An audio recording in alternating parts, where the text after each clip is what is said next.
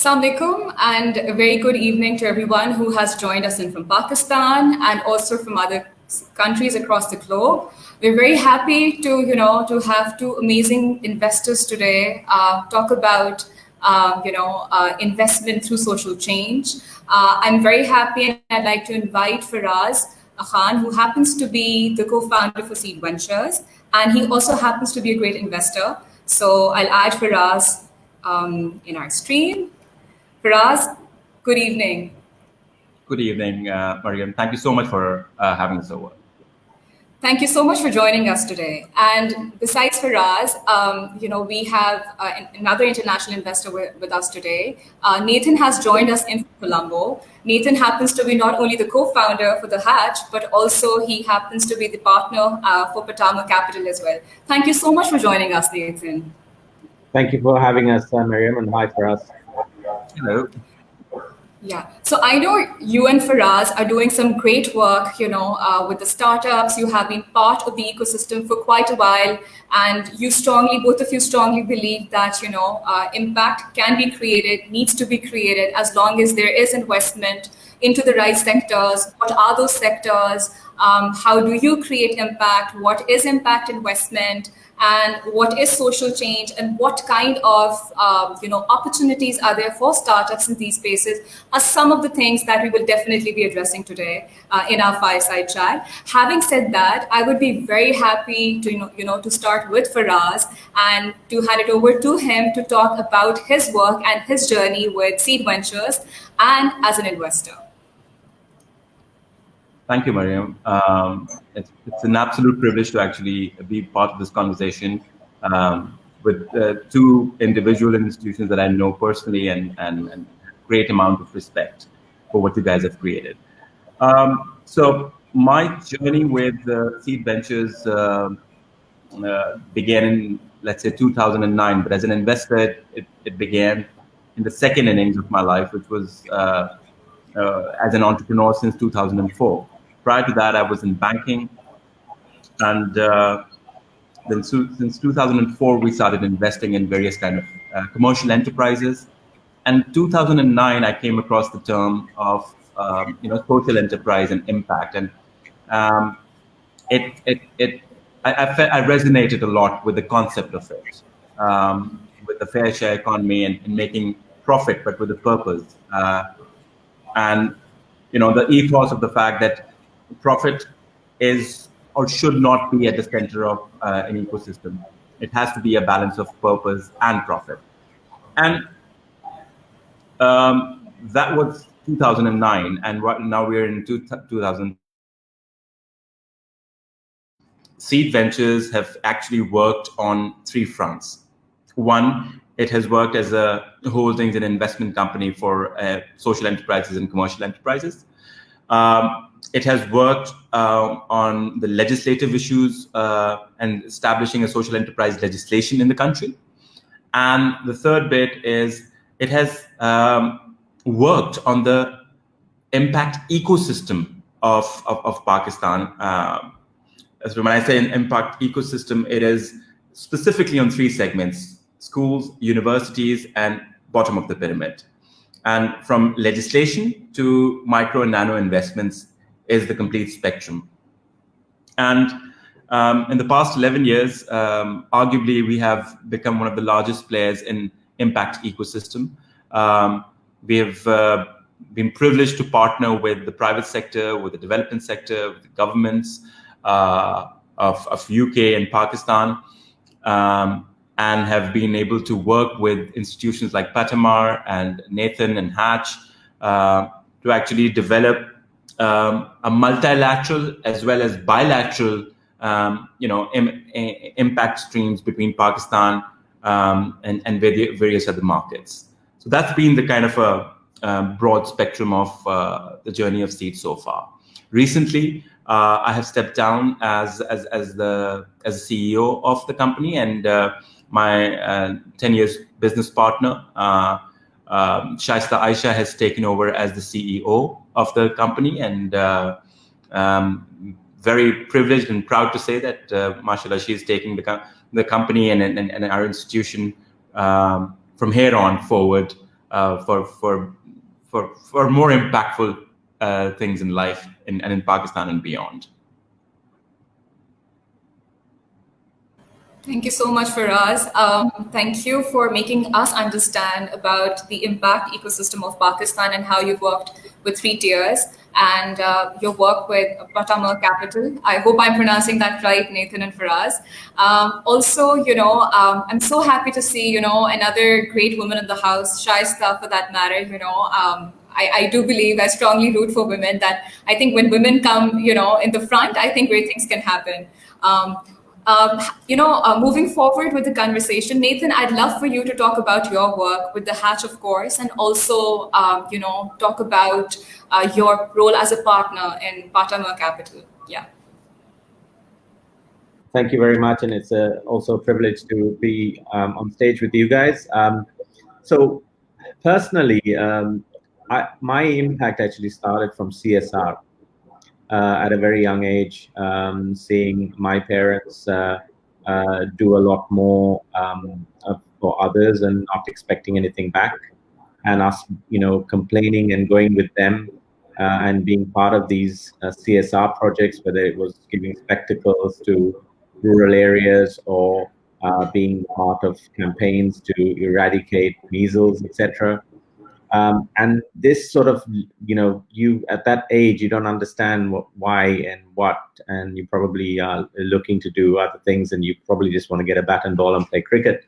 But the impact that had on me was really huge. And I lived most of my life in the UK, and having seen the opportunities that have been created for individuals, businesses in the Western Hemisphere, when I moved back to Asia, I noticed that these opportunities were not really available for individuals. And most of Asia is run by what I would call families that are influential, both in the banking circles, influential with the government, influential in industry, and across industries as well. So it's very difficult for companies and startups to really get going.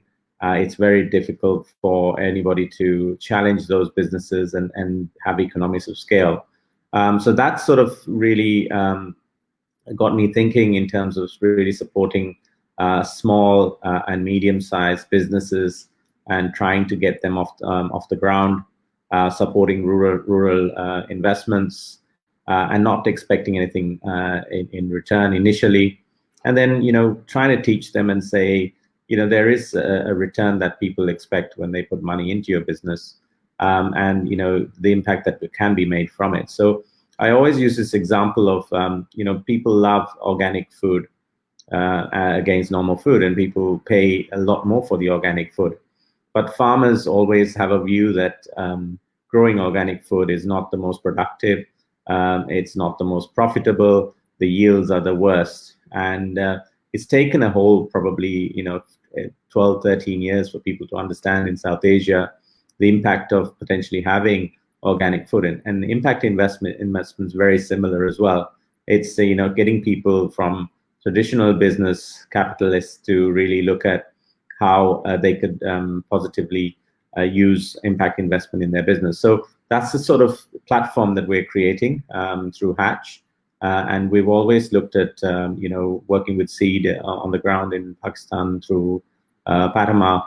It's always been interesting to see the impact we can have across South Asia as well. And for us, it all starts with CSR, and then I think it builds itself up to really individuals and really empowering these individuals.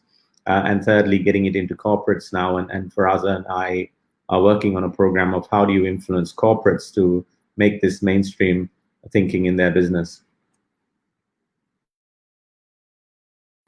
Thank you so much, Nathan. The first thing that really inspired me while you were talking about your journey is when you mentioned the CSR, your love for community building. I think something that you're greatly passionate about, and when that resonates in your work, you're all set eventually, to make something great out of it, which you have, of course, for that matter. And since you mentioned about your work with Faraz, in Pakistan as well, and you talked about how, you're taking traditional businesses and moving towards like a more unconventional model. I would love to understand, also later down in our discussion today about the public-private partnerships, and also about the partnerships with the corporates, how corporates are supporting startups and how corporates are supporting social initiatives for that matter. But my first question, and the very basic question, very elementary question that would come in anyone's mind for that matter is, and I would love for you, Nathan, and you, Faraz, to talk about it, is how important do you think do you think it's a phenomena when you think about creating social impact through investment, through investing? Is it a form of venture philanthropy, or do you think this is something that would stay for a longer period of time? Yeah. I think everything starts off as a phenomena. Everyone wants to be part of a journey. Everyone wants to be part of a story. I think, before, as I explained, CSR was coupled as a word, but before that, people were always helping each other in the community. But CSR became a sort of a stamp of approval from the global world for doing business. So I think it's not going to be a phenomena. People are getting into it. There are people, when they get into it, there are lessons that they've learned from their business, which they're using to support these social impact investing, and especially into the companies that they're investing into it. It does start off with philanthropy, and I think the world's best examples of philanthropy couldn't be more than Warren Buffett and Bill Gates, and the work that they've done. It's phenomenal in terms of the impact that they've had. But it is long lasting. It is when this Japanese saying of you can teach someone to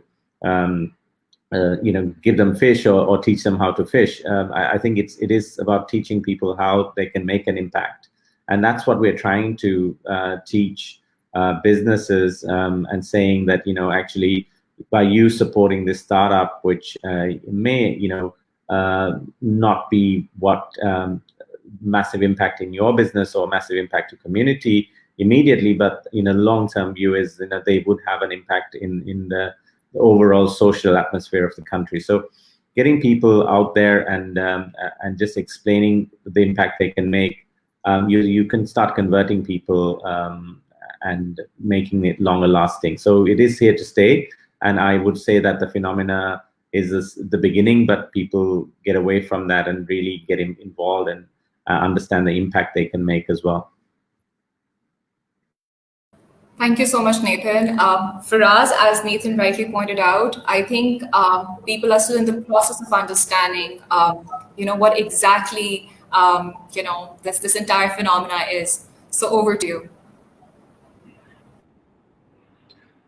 Just adding to what Nathan said, it starts with philanthropy, but Nathan has elaborated pretty well the journey of that. I would like to kind of focus on the three levels of this journey, from individual to institutional to systemic. Now, individual philanthropy, we have been witnessing, in previous generations and our existing generations.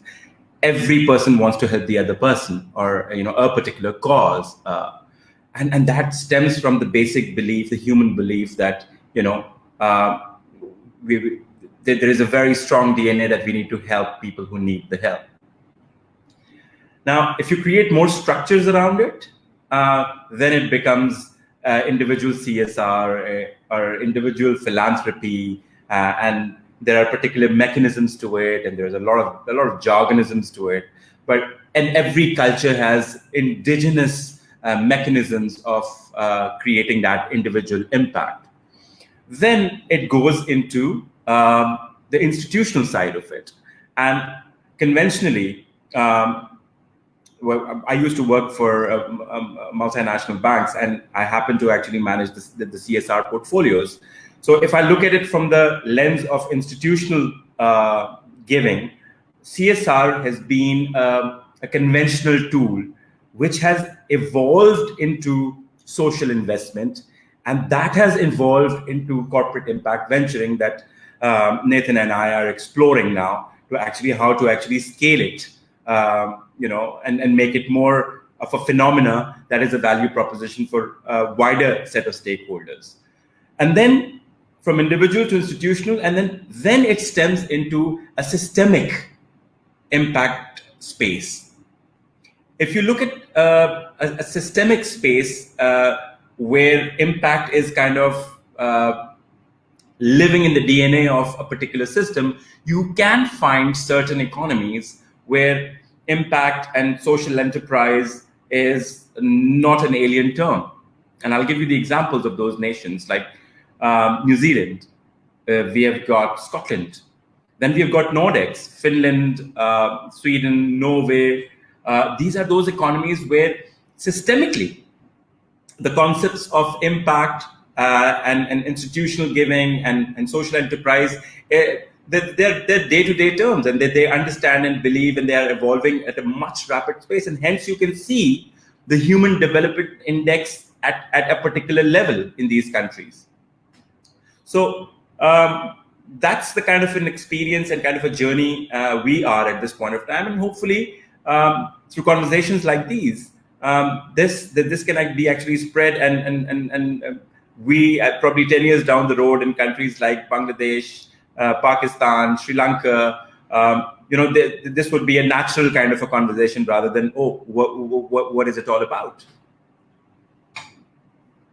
Just to add to Faraz's comment, I think one of the key things is private wealth has an important piece to play in mobilizing capital, and a lot of it is aligned to ESG goals as well, and particularly when specifically in South Asia, a lot more family offices are pursuing private equity investments as well. So I think that private wealth, as Faraz said, is the first scale of this, and really going to play an important part in ensuring that organizations do understand this. Thank you so much, Nathan. Faraz, for my understanding and for the understanding of everyone who's listening to us right now, I really want to understand when you spoke about, indigenous mechanisms, and you also talked about, we need to build on the entire DNA. I mean, looking at the example of Grameen Bank and what is happening in Bangladesh, because you're talking about the South Asian economy, and Nathan, you will agree, it's a case study of South Asia. I really want to understand: do we see ourselves heading in the direction where there is investment or micro investment into small businesses, small initiatives that are meant to create social impact? Do we see that happening for us in Pakistan? Nathan, what is your South Asian perspective on this? It is happening.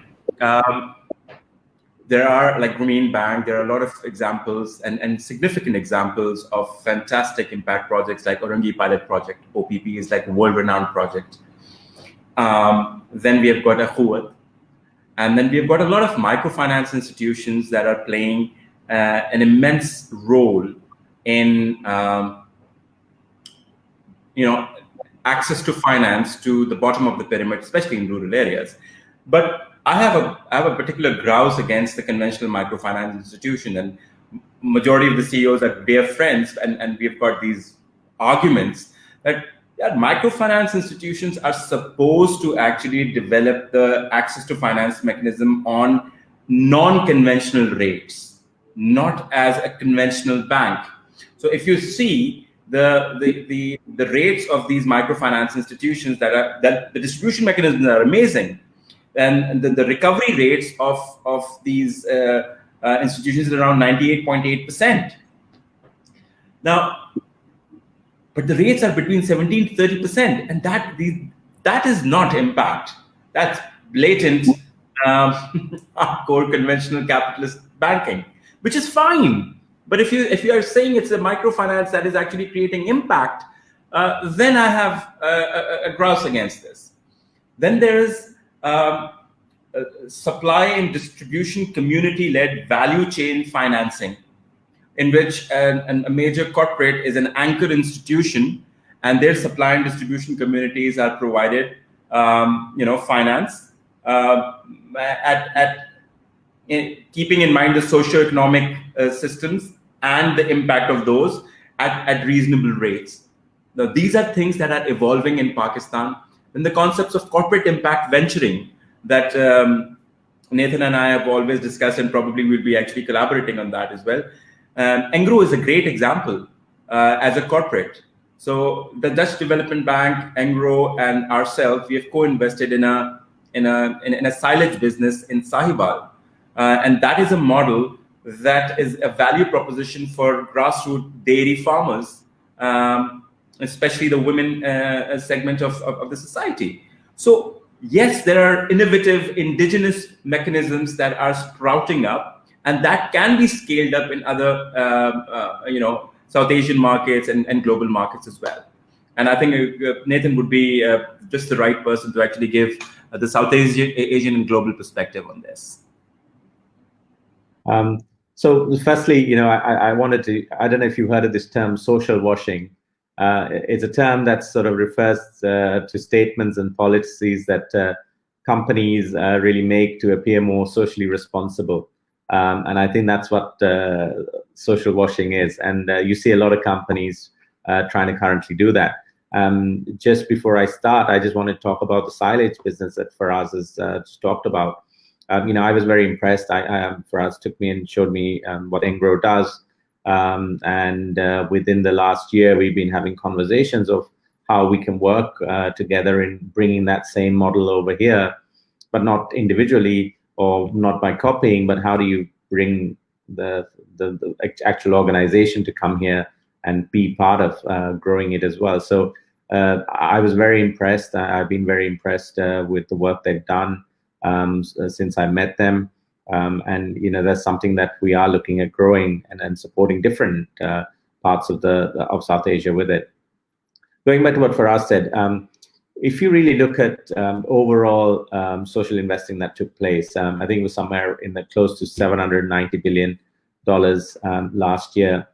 And if you really look at the sectors that grew the most, without the microfinance sector, which grew by about 9%, the biggest growth came in the financial services sector. There was a 30% growth from over $5 billion to $16 billion of investment. So you do see that access to finance, access to capital, access to transfers and transactions is having the biggest impact in this part of the world, or globally, I would say. So I think that's a good indicator of where there's opportunity for us to really work together in terms of developing that particular sector.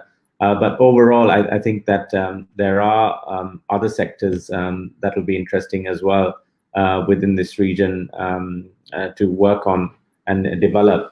A lot of the things that happen today is people obviously have using a lot of data and using that to really design their investment through, and sort of that using those numbers also to sort of manage the impact performances as well. So I think those are good indicators to really get organizations moving up and really looking at this in South Asia. South Asia is still very small compared to the rest of the region. I mean, the growth in South Asia has been really good, but if you compare itself to Europe, which is still 25% of the social impact work that takes place, or you look at somewhere like Canada or US, which is another 25%, and then you look at even Africa, it's a segment which is about 12%, and South Asia is still lagging around that 10% range, even though they've had a 15% growth. So I think there's so much of room within South Asia for organizations and individuals to get behind social investing. Thank you, Nathan, for bringing that up. I mean, you were speaking about different sectors, and that brings me to the next question, which is in relation to this. there definitely is a lot of room for growth, as far as South Asia is concerned.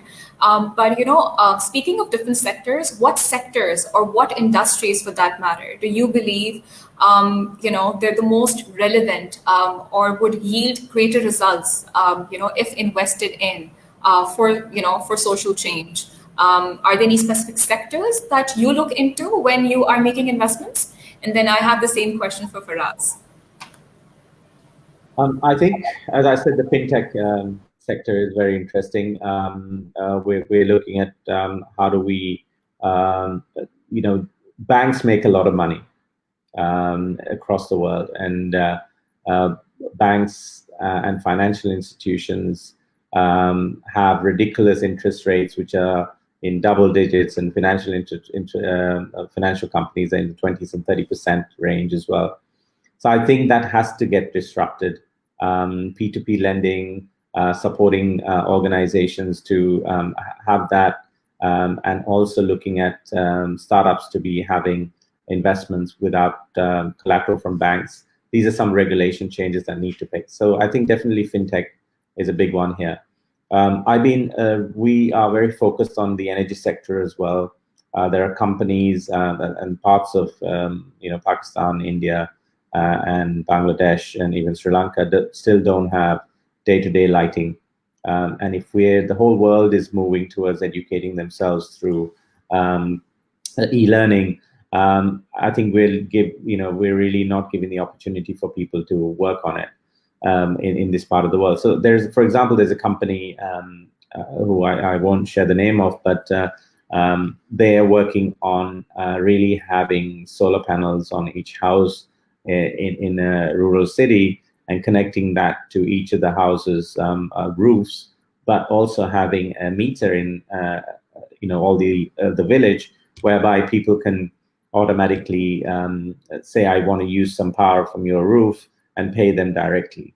So automatically the return on investment for them is, yes, it costs them 250,000 taka to put up this solar panel, but their return on investment is not their only usage, but they're actually selling and supporting some other family. And that for that other family, there's no capex involvement. They're just using it as pay as they go basis. Now, obviously, the argument is the government should be giving them lighting. But unfortunately, the governments in this part of the region are working towards it, but it's going to take some time. And the larger cities are always going to have more priority. So, having impact on energy is going to be very important. And I think that piece of it. Also, I feel that even the manufacturing sectors, as well as the agriculture sectors, have a great opportunity to leverage on impact investing.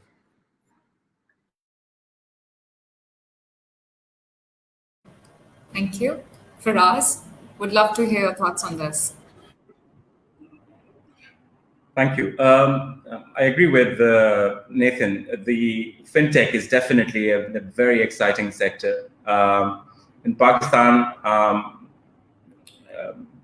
if we quote different kind of figures, it ranges from 11% to 17% of financial inclusion. So basically, anywhere between 80% to 83% of Pakistani population do not have bank accounts. Now, that's a huge opportunity. And I think that's a space for impact. And like Nathan said, the conventional commercial banks are actually leveraging a lot of money. They're actually making a lot of money and developing a tech-based solution or a range of solutions that actually creates a fair share model is something that is really, really exciting in this space. I agree, as we've discussed. I think edtech and healthcare and distribution of healthcare is these are two huge opportunities, especially in the South Asian market as well. Tech is an enabler, and it's a fantastic enabler. And I think we spoke to some wonderful people through Nathan's various podcasts, in which we immensely went on how tech can actually create a scalable impact in a phenomenal manner, which was really impossible a couple of decades ago. So tech-enabled, education, healthcare, agri, financial inclusion are some really exciting areas that is going to change the landscape of human development across the globe, and with a greater scale and impact. Thank you, Nathan and Faraz. I definitely agree. I think there's a lot of scope as far as edtech is concerned, as far as fintech is concerned. And of course, tech always happens to be a great enabler in the process. Having pinned down the industries which are more likely to yield a stronger impact, a stronger social impact, I really want to shift the conversation now towards, raising investment. I mean, how can startups have a general question? How do we identify? How do we pinpoint the right investors for raising investment? I would love to hear from both of you on this. What's the process like?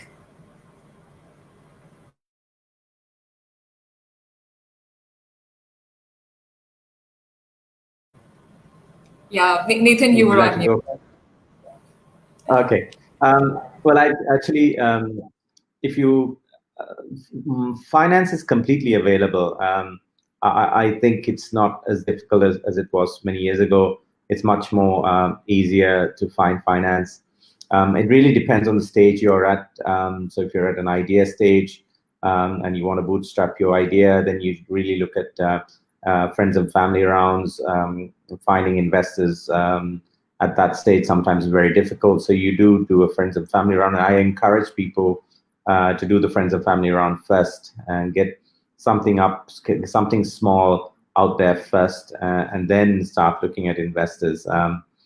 Incubators, accelerators are always great learning institutes, and I think you really benefit from going through some of those programs, and lots of opportunity today because accelerators and incubators are online, and they're really helping out. So there's really no excuse for people not to try that out. And then obviously, one of the key things is really are focused on what you're building. And once you start building that, then automatically you get into seed stage. You can get into VC and potentially up to growth funds and PE and then the bank loans. I think what's important in finding the right investor is a couple of key things. One is the stage you're at, and looking at the individual and saying, okay, is this individual or organization, are they the right type of investor for you based on your stage as well? Are they going to help you open doors? Are they going to be a lead investor? As soon as someone's not going to be a lead investor, that means they want to play a passive role. So understanding that mix of investors you want to have is very important. Also, not having too many investors at the beginning is also important because you don't want to be answering 5 or 6 investors on every single issue that you're going through. And does the investor have the right influence as well? So look at sectors that people are looking to invest and go after those individuals. The other couple of things are what do the investors really appeal to other investors? So if you have Faraz on the investment board, I'm not even going to think of asking any questions. I'll just say yes, I'll invest because of the individual in it. And that's the appeal to other investors is a key thing there as well. And the most important question I always look for, and would the investor take a call at 11 o'clock in the night or 6 o'clock in the morning and really help you or answer your question? So these are sort of the highlights of how do you really find the right fit for you. But there are the right investments available locally, individuals as well as organizations that are in your field and outside your field. And globally, there are so many grants available, especially from Europe. In some of these development grants are available from Australia.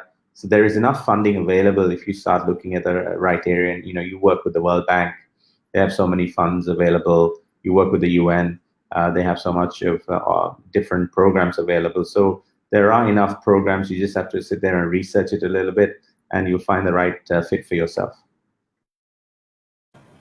Thank you, Nathan. Faraz, would you like to add into that? There's not much to add because Nathan has comprehensively covered it. I want to actually just quickly talk about the flip side of it, actually. Because of access of so many opportunities in terms of funding and in terms of investors, in terms of having a more comfortable ecosystem now, I think the natural ability of entrepreneurs and social entrepreneurs to hustle, that has gone down because of a more, it's a very controversial thing, and I get into arguments because of that. But I think, see, 30 years ago, 20 years ago, there were fantastic companies that came out.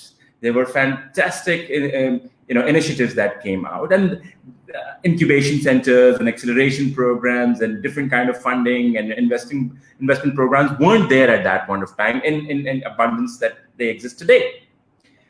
Yet they created fantastic companies. Yet they created impactful companies. Why? Because there was this desire, this hunger, there was this hustle, and there was a reliance on organic growth at that point of time. I think there is a dilution of that hustle and organic growth mindset because of a more kind of a structured and comfortable ecosystem and access to that as well. So now, whenever I'm having a conversation with investees or with new startups or social enterprises, I say, okay, so there is nothing right now. There is no incubation center. There is no mentoring. What are you going to do? There is no investment. What are you going to do? And that's where I try gauging is like, where is the mindset? And there are ones who say, okay, we really don't care. We will probably grow slow, but we will grow. We will sustain. We will have ability to sell our product and service to these markets. Yes, it would be slow, and that's okay with us. Now, that's the mindset that unfortunately is getting diluted, at least in my experience, and that should not happen because of access to these amazing investor pools and ecosystem. And I think the social entrepreneurs need to actually kind of revive that in a way. Faraz, I want to ask you a question. Yes. What do you think of the word entitlement in this social impact world? And you talked about the flip side, but I feel that there is a certain segment of this world who feel that they're entitled to get funding, they're entitled to be supported. And therefore they wait for things to come to them. What is your feeling? And have we come across that? Yes, I mean, I knew you were going to throw a googly at me. Thank you for that. But yes, we had the best spin bowler in the world, right? We know that. Hence, I said googly. I didn't say rough cutter. No, I totally agree. And you come across startups, you come across mindsets in which they have that okay, because we are in this space, because we are in this situation, we should be.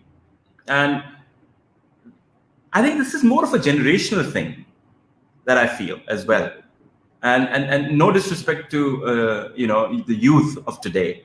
I have a 16-year-old, and there is a natural tendency, because you are in an environment where, everything has to be correct. It has to be politically correct. It has to be, so the frames of entitlement have really surfaced really strong, and people have started believing that this is something they should get.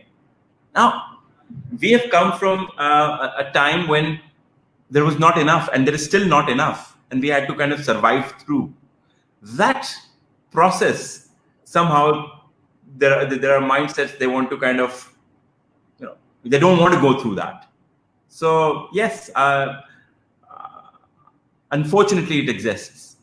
I don't know whether you will believe, would you agree, whether it's unfortunate or fortunate? That is something I would want you to kind of elaborate upon, Nathan, that what are the implications of this mindset, and why, and shall we kind of encourage that, or how can we curate that? I think the one of the key things is, the world is a lot faster today. I mean, people have so many devices in front of them. They're on Slack, they're on Trello, they're on email, they're on WhatsApp, they're on Discord. They're on several sort of streams to really respond to things. So the world has got faster. I mean, when you and I were at school, which was many years ago, we still had to go to the library to search for something or learn something new. Today, it's at the flick of a finger. You can find out what the answer is. Also, if you wanted to buy a book, you had to go to a bookstore. Sometimes you'd put your name down and wait for it to come. But today, you can buy it on Kindle. And therefore, the impatientness has increased in people. And that, I think, that impatience also, people feel entitled to do things faster, and it should come to them a lot faster as well. And the delivery is a key part of it. So I think it's not their fault. It's that their brains are 3 times faster than ours, and the world is phenomenally faster than what we were living in at the beginning, which we need to cope with as well. So I think it's a case of the environment that we're all living in today as well. I just quickly want to, I'm so sorry, Maryam. No, recently, very interesting. Please go ahead. We were having this conversation, and I want to just pick up on what Nathan just said, impatience. The two phenomena that have kind of evolved in this particular time frame, in the past 15 to 20 years only, is that there is an instant philosophy and phenomena, and then there is disposable philosophy and phenomena. So instant coffee, okay, like instant relationships, instant access, instant logistic, instant delivery, and then disposable, like disposable glass. We, in our times, if a shirt is torn, we will actually go and kind of mend it, okay? A shoe is broken, we'll go to a cobbler and we'll really kind of mend it. That's fine. Something is broken, we'll actually try to find some bond to actually glue it together to reuse it, and we still do.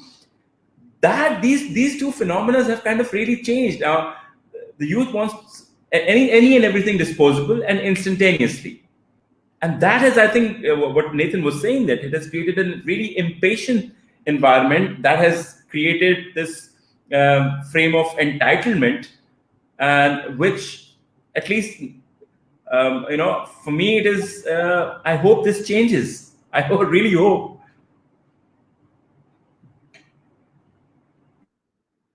Sorry, I hear you both, and I absolutely enjoy this part of the conversation right now.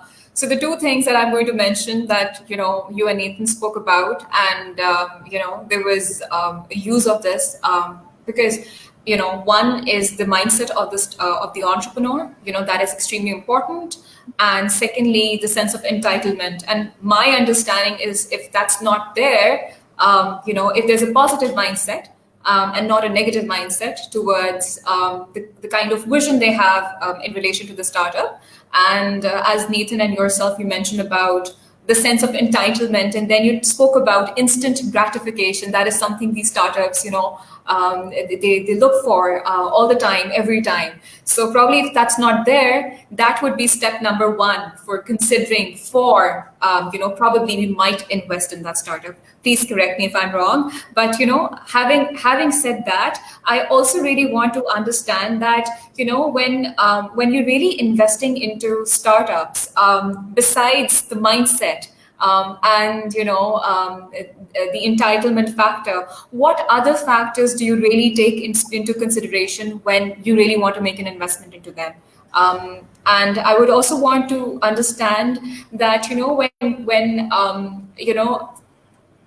besides making an investment, are you also really looking at startups who have a smart exit? Because for us, I don't get to see many startups in Pakistan with a good exit strategy. I mean, how many? I mean, we have a couple of them, who have made a successful exit, but then they're only a handful. And I'm sure, Nathan, you can add in the South Asian perspective into this.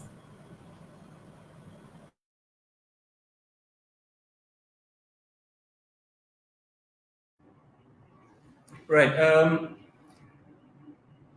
Scalability is one thing definitely that we look into, and the potential growth of that, and how easily scalable it is, or how difficult it is to scale a particular idea, a process, a product, or a service. I think in terms of exit strategy, in the social impact space, the market is so huge. I mean, that if you have a good product, if you have got a good service, if you've got a good process that is actually changing lives and creating revenues, honestly, as an enterprise, there is no need to exit. And yes, we have not come across, we have not even come to that point, at least in Pakistan, where an organization has actually solved all the issues of a particular segment, and said, okay, now we want to focus in Kenya, or we want to focus in another market. Um, so yes to that we do not have a mindset of exit right now, and for a simple reason, because we have not achieved the growth mindset yet. Exit to baad mein aata. Exit comes at a later stage. Okay? Yes, you have to keep that in mind. What is your exit point, or what are the potential exit points you have? But we have not even reached to a point where growth is envisioned in its complete frame. So I think the ecosystem is moving to that point where they're actually embracing growth right now. And exit is nowhere in the picture right now. And if it would be I think it's short exit with a lot of potential to grow.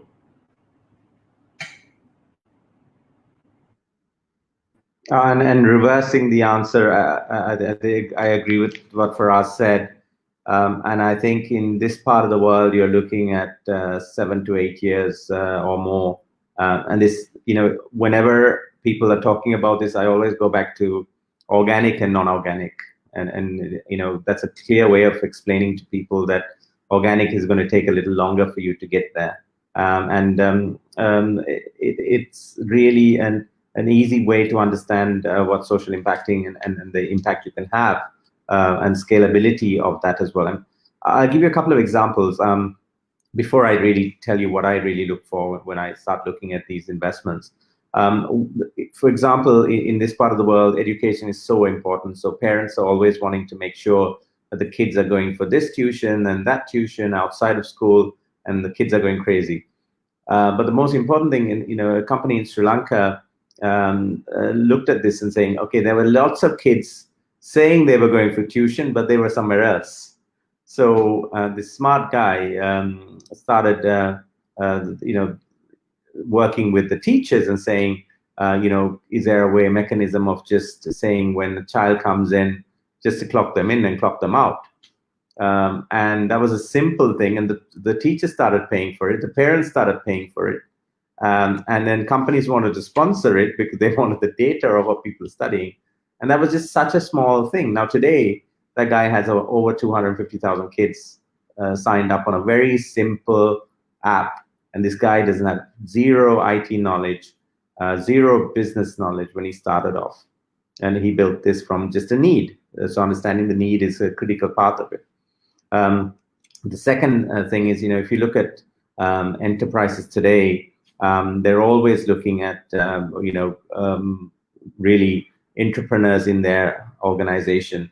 And they're looking for individuals who can come into the organization and really disrupt the organization. And that's a key thing to understand, because they also realize that, they need to be disrupted, and they also realize social innovation could help them disrupt their own business as well. So what I really look for is really looking at the talent, what sort of passion and adaptability they have, because this world throws a lot of things at you, and you have to be able to change your course overnight. I mean, coronavirus being the biggest example, how did businesses change and become successful? There's probably going to be a story that's going to be written in every country in terms of which startup really took that opportunity, because this comes around every 100 years, and there's an opportunity that's created. And the most important thing is the market ready for it. So if you're trying to do a social change and you're not swimming with the water and you're swimming away against the water, it's always going to be tougher for you. And sometimes the timing to the market is so important as well. But for me, the most important thing is, do they have purpose? When they get up in the morning, do they have purpose in what they're doing? And do they really want to be in that business? In this part of the world, also, return on investment is key, but really, do they have established goals and objectives? You find every single startup deck, and I receive quite a few every week. The numbers after the first 2 years are tripling and quadrupling and 5 times the revenue and net profit within this thing. And you want to encourage them, but you don't want to be really telling them, I'm stamping these numbers are achievable. So I think really being realistic is very important, and competitive advantage against other large companies is critical. One thing that's key, and I would love for us to also respond to this, in our world, in South Asia, one of the biggest issues is the government policy changes. Someone gets up in the morning and thinks it's a good idea to change an idea or a rule or anything else, or ban something being imported, or ban something that to be exported, or ban something that should be grown. And that has a big impact in this whole impact world, because you're setting yourself up for a 5-year, 6-year, and 8-year return, and suddenly, because of a government policy change, all your hopes and dreams are shattered. And that, for me, is a great place where large organizations can really influence government policy and support these social enterprises. Love to hear Faraz's view on this government policy.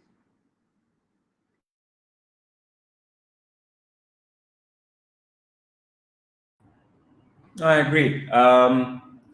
I think the fact is that there are some situations, and recently as well, we have seen, because of government policies, a lot of startups had to kind of pivot and stop their growth trajectories. And I think the bigger institutional players, they need to play a more active role in order to influence the government to protect the small enterprises.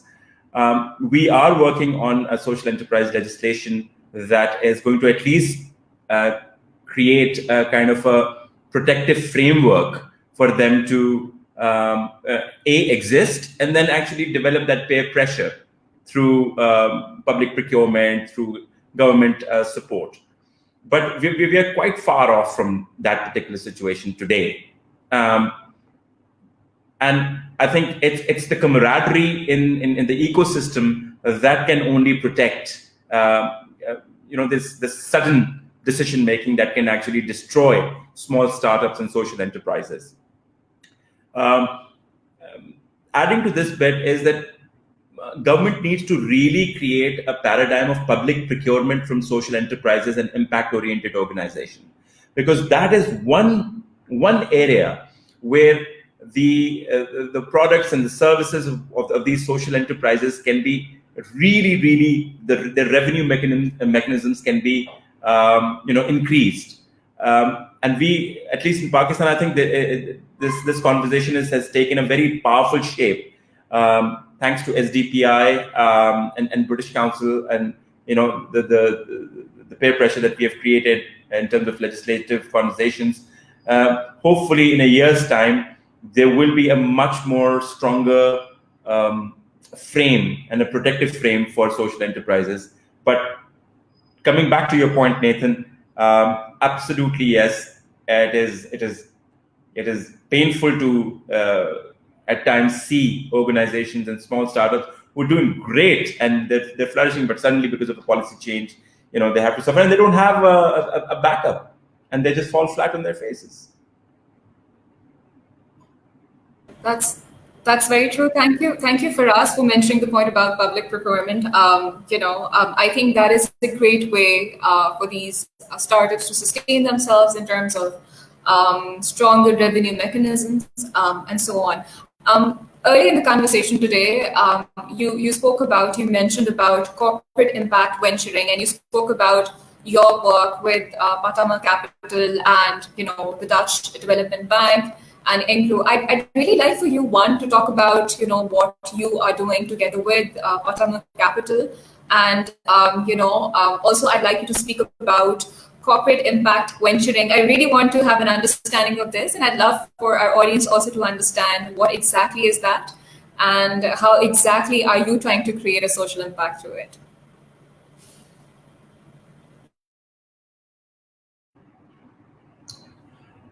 So Nathan and ourselves, we met a couple of years ago.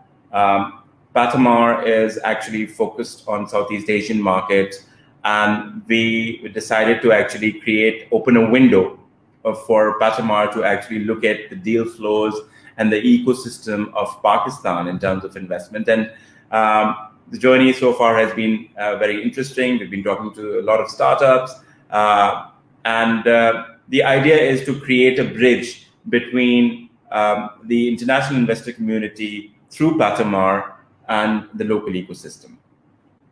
And in terms of the advisory, in terms of the interest of Patamar through Nathan and Bo, it has been a fantastic journey so far, and we look forward to kind of creating a more tangible inroads in the country. In terms of corporate impact venturing, it's basically a graduation that I would feel from CSR to social investment to corporate impact venturing. And it basically stems from the philosophy that you need, so a large corporate has a lot of social impact opportunities in their value chain, and they're in supply and distribution communities. But they don't have the time for that, to convert those challenges into opportunities and those opportunities into business initiatives. So institutions like us, institutions like Nathan's, we kind of look at those opportunities and we say, all right, here is an opportunity that we can convert into a business or a social impact startup, and we will invest into it. You invest into it as well, and we will lead. And in that way, we create a value proposition. The example I will give is of Engro, with the business of Feedsol, which is a silage business.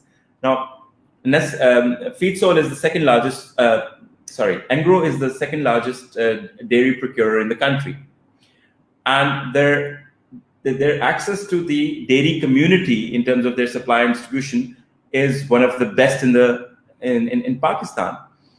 And Pakistan's 80% agri community is small and medium farmers. But the silage, which is the animal feed, is available in large ton, which is not affordable for small and medium farmers. So here was a great opportunity. So Engro, ourselves, and Dutch Development Bank sat down. We said, all right, this is the opportunity. Let's co-invest and create an enterprise. We identified an existing small enterprise led by a fantastic CEO, Dr. Rizwan. We took over that company. We gave Dr. Rizwan a shareholding in this, and we took it forward.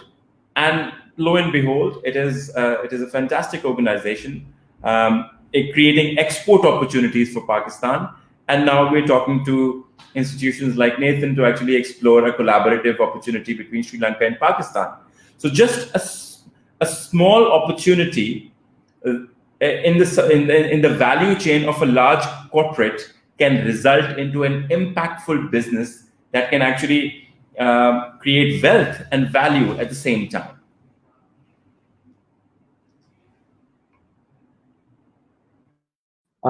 I think that's a great example by Faraz, and I think if you really look at why social enterprise is important for corporate organizations, there's several things. One is the key thing is in the food area, for example, is strengthening supply chains.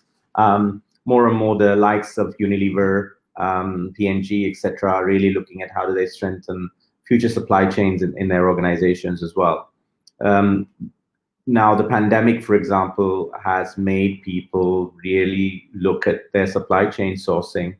How do they localize? How do they ensure that there is opportunity that's given to the local suppliers? And a lot of the times, there are so many excuses to say no than to give someone an opportunity.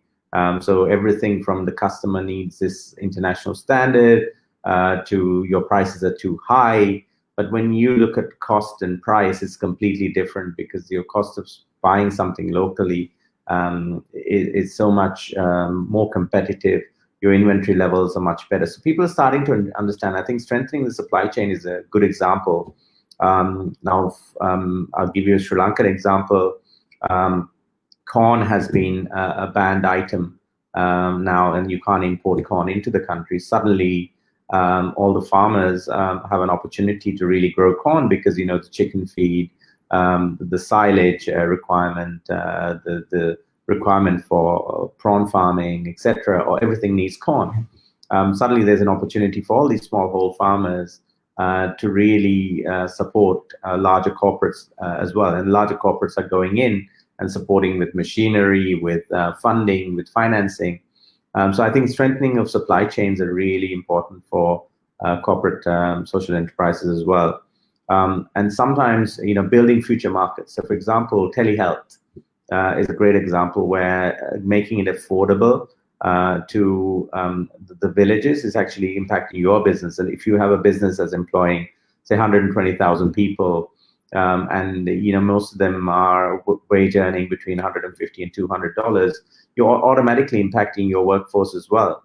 So it's an inward, outward looking strategy whereby you are enabling someone locally to be able to set up these centers. I mean, unfortunately, the world is such that if you're not going to find the best cardiologist in Pakistan, somewhere in the outskirts of the country, they're going to be in Karachi or Lahore or Islamabad or one of those larger states. So how do you give access to those people in the villages to this best cardiologists that you have in the city? So telehealth is another great example where it's building future markets and giving opportunity.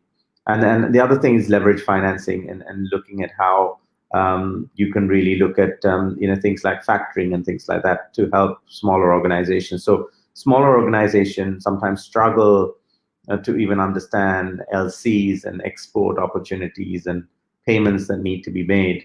So how do they use corporate organizations to really do factoring and things like that and look at the front end, but also support the local market? So there's so many different ways that corporates could have social innovation in their organization and really impact on the health side, on the education side, on the finance side, and specifically supply chain.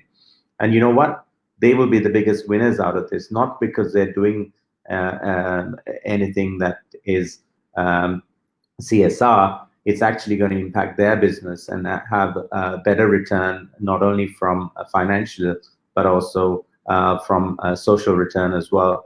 So I think these are some of the reasons why corporates really need to get into social innovation, and the pandemic has sort of taught them that they need to do it faster. Absolutely. I mean, these were some great points, how you started out talking about the future supply chains. And then I strongly believe, yes, that, the corporates will be the winners if they start focusing on, health, investment into that, education, all the bigger challenges that we have out there. Also, as Faraz, as you mentioned, that a small opportunity can actually result into a very great impact. I would like, on that note, I'd like to take a question that has been asked by one of the startups. Ibtihaj has asked this question: how do you differentiate ESG investing and impact investment in the long term, considering that investment causing social or environmental impact overall improves the image of the company and shows their credibility that could improve the future cash flows? So yeah, that's a question that we have for you. I think I just answered it.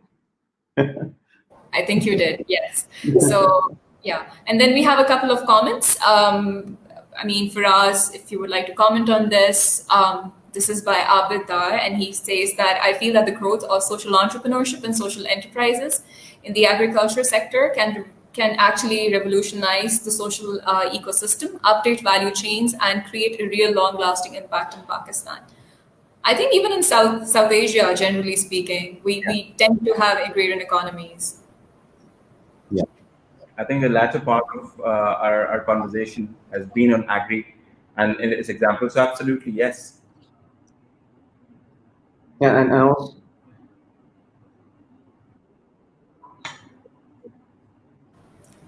Nathan, did you want to add something to this? yeah, I mean, agri is a large area. It goes all the way looking at even from aqua to livestock as well. And if you look at even something like a simple thing like transporting of vegetables from one area to another, you have in most of South Asia, you have about a 30% loss.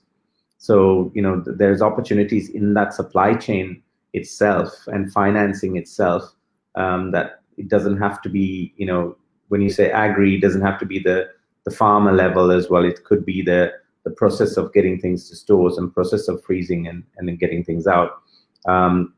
So there are lots of things from storage to freezer to supply chain transport. So there are lots of opportunities in that whole chain. It doesn't just have to be in the farm, but absolutely right that there's a massive opportunity in South Asia for this.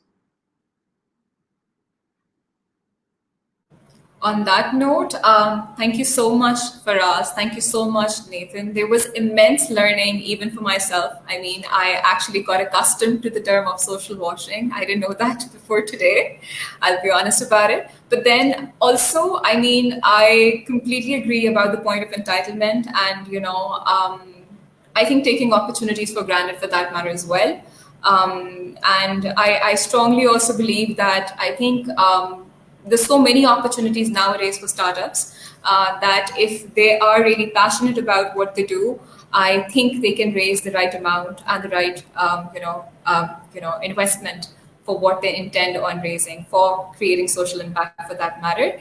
I would love to hear any last minute thoughts that you have for us and Nathan.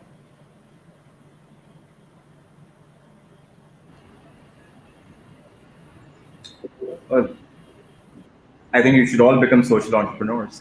That's all I can say. I mean, because it's right in the middle. It's the best of the both worlds. You can you can create wealth, a fair amount of wealth, and a fair amount of value as well. And I think just the ethos of it in itself is much needed in the times that we're living in.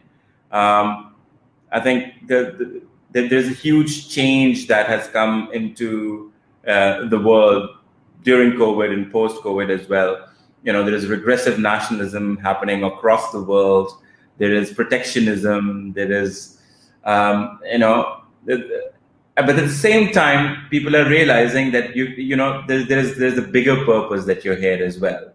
And I think impact and social enterprise, these are just jargons. These are just mechanisms and processes.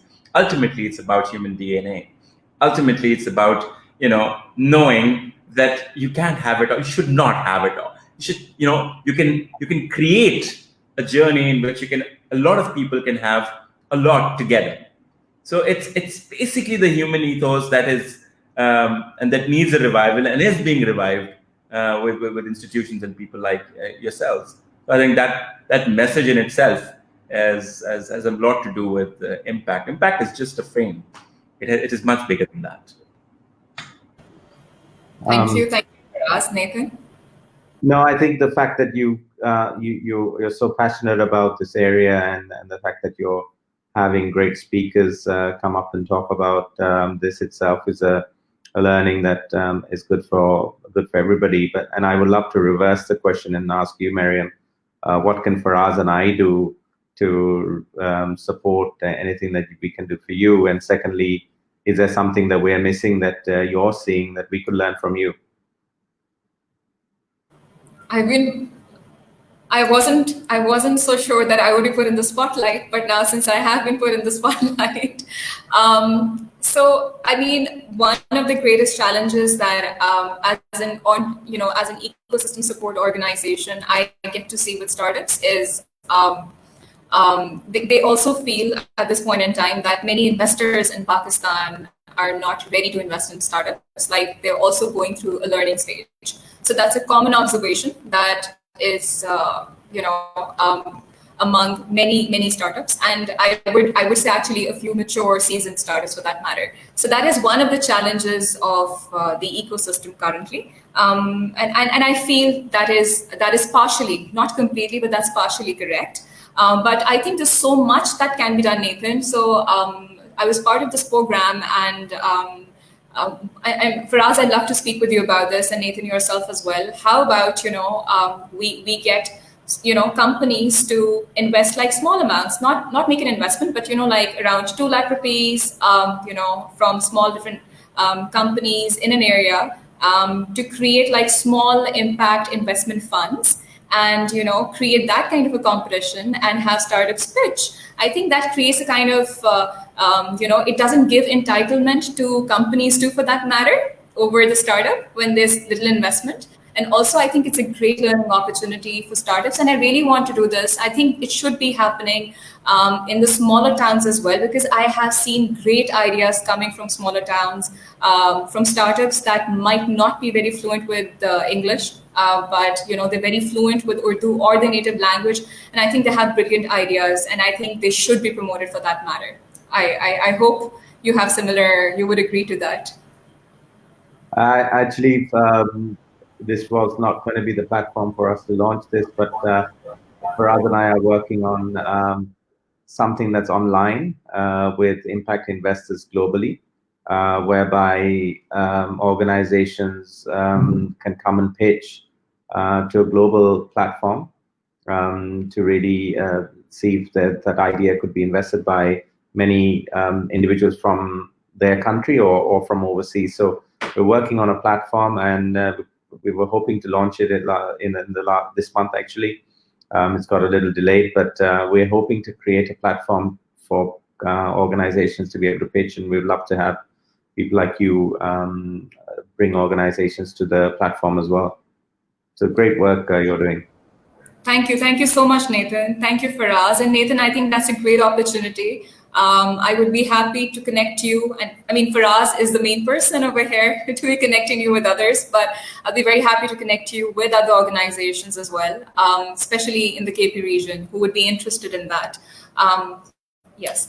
Thank you so much, everyone. Thank you for joining in. Everybody, please take care. Bye-bye. Thank you. Bye-bye. Thank you so much.